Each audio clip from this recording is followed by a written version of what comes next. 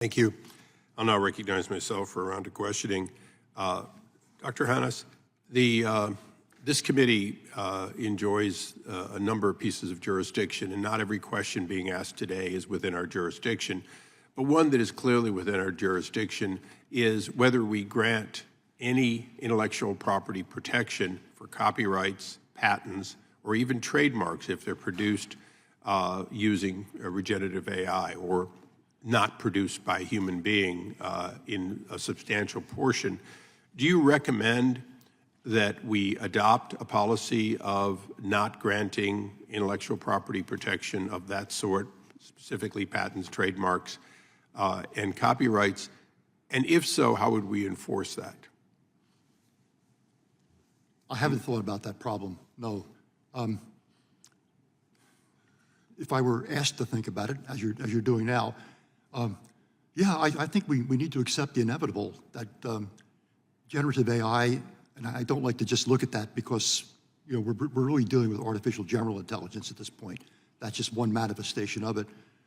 It's happening, and many of the scenarios which were science fiction 20 years ago are being taken seriously now. They're talking about instead of 30, 40, or 100 years from now, in a couple of years from now, we'll be dealing with sentient artificial intelligence.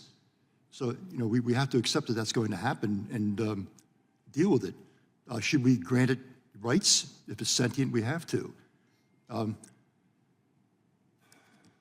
recognize that that's not going to satisfy a lot of people, but I'm inclined to think that China is right on this score, that we're heading toward a merger of human intellect and artificial intelligence that supersedes both. Dr. Jensen, I'll ask a similar question of you and sort of put your military and CIA hat on. Let's presume for a moment that one or more countries intend to collapse our intellectual property advantage, much of which is built on the back of intellectual property protection, particularly patents. And let's presume that that country, we'll just call it China for lack of a better name,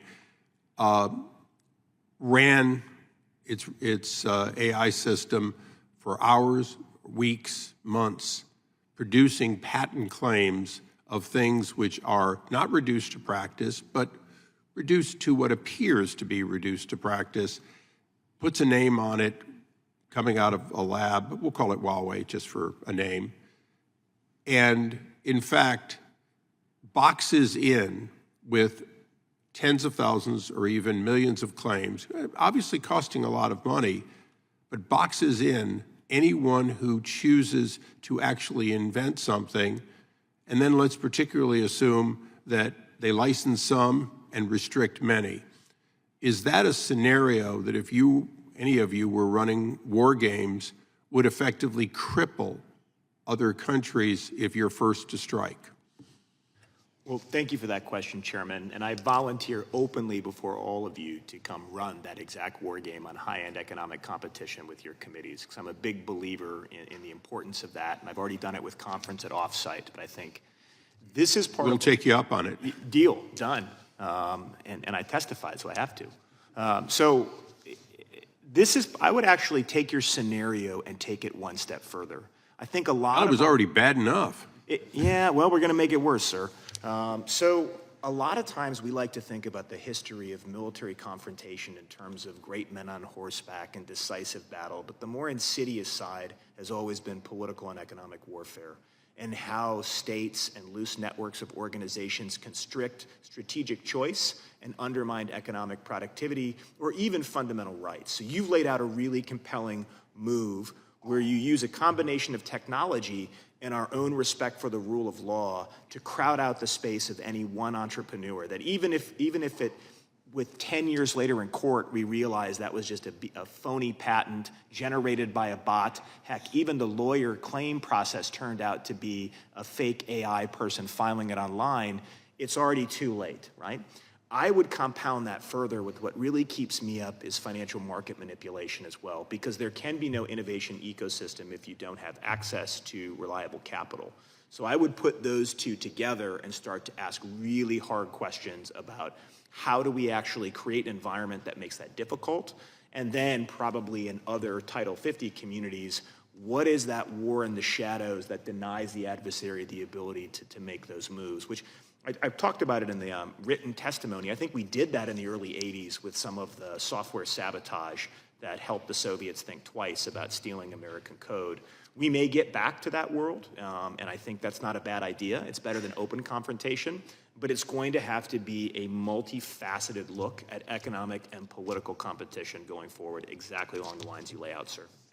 Thank you. I'm going to ask one final question, and this one is clearly outside of the jurisdiction of any one committee, but it's, I think, a step that might happen in the foreseeable future. Government has the ability to create regulations or standards. Usually we do those in concert with industry. When we do them best, we do them in close concert and collaboration with industry. We also have the ability within that to require fitness or testing. We'll use the post-2009 stress testing of banks and so on. We haven't done that in cybersecurity.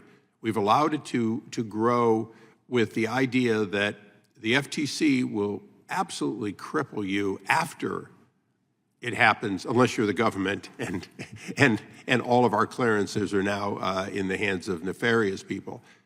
Should we do it? And if so, would a combination of, if you will, a U.S. or even a U.S. and ally global umbrella of basic security layer that is there, and obviously this would be primarily implemented at the cloud level of each of the major cloud participants, many of whom have already on their own initiative done some of this. And then within the cloud community, currently we do not require, essentially we'll use Oracle or Microsoft or Amazon, any of them. We don't require them to look into the databases of their clients for fitness. And yet, because they're in the cloud and because that technology certainly could be implemented, these companies could have a basic standard of fitness that they would be able to do. The question is, should this be something that Congress looks specifically at and works in concert, Energy and Commerce and other committees, works in concert so that we develop those two tools, the umbrella of protection and the system of fitness? So the good news is, after I answer this, I actually know someone who might be sitting at this table who is an expert on the cloud. So I'll defer to the cloud part. But I think the stress testing, the key would be to do this before something like the 2008 financial crisis. And that's going to be a hard sell. But it's something we thought a lot about in the Cyberspace Solarium Commission. So I served as the senior research director on that. And one of the things that kind of lingered over a lot of those recommendations was always this idea of how do you actually work across multiple jurisdictions, even within our own elected institutions, but then also with your partners. And I think some of those are starting to bear fruit. So the first step was you had to put the ONCD in place to try to, as like Inglis said, be the quarterback. I think that's still playing itself out, but working across to kind of do that. The second level that they're just starting is really this idea of maybe not security cooperation, but cyberspace security cooperation, and not obviously the Cyber National Mission Force, but teams from DHS and FBI who work with partners.